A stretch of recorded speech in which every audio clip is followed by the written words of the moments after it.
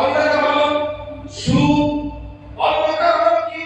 অন্ধকার হলো ঘুষ, অন্যের সম্পদ আত্মসম্মান, মানুষকে কষ্ট দেওয়া, মানুষকে বিভিন্ন ধরনের অত্যাচার করা, এগুলি হলো অন্ধকার। অন্ধকার থেকে চুলো, যাকে বলা হয় চুলো, যাতে গোটা পৃথিবীর মানব জাতিকে আমরা এই কোরআন দিয়ে যাতে অন্ধকারের ভিতর থেকে আমরা আপনাদেরকে নিয়ে আসতে পারি। মক্কা নগরীতে আল্লাহ নবী সাল্লাল্লাহু আলাইহি সাল্লাম একা হয়ে জন্মগ্রহণ করেছিলেন। মক্কায় অন্ধকার হয়েছিল। মানুষ সম্পদ নিয়ে চলাফেরা করতে পারত না, ডাকাতি হয়ে যেত। যুবতী মেয়েরা তাদের ইজ্জত নিয়ে রাস্তায় চলাফেরা করতে পারত না, তাদের ইজ্জত হারাম হয়ে যেত।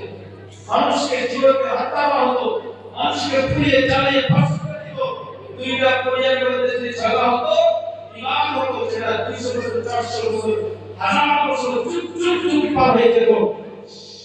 সেটার ফিতনা, সেটার যে মূল আধিপত্য, সেটা কত সেই যুগে, সেই স্থানে, সেই জায়গার কথা আল্লাহ নবী সাল্লাল্লাহু আলাইহি ওয়াসাল্লামের কথা হলো।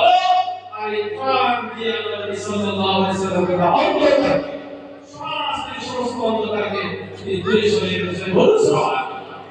আল্লাহ নবী এই কোরআন দিয়ে এমন একটা সমাজ, এমন একটা রাষ্ট্র কায়েম করেছেন, যেই সমাজের মধ্যে, যে রাষ্ট্রের মধ্যে চুরি ছিল না, ডাকাতি ছিল না, ধর্ষণ ছিল না, হত্যা ছিল না, লুটপাট ছিল না, জিনা ছিল না, এমন একটা রাষ্ট্র আল্লাহর নবী এমন একটা সমাজ মক্কা নগরীতে উপহার দিয়েছিলেন।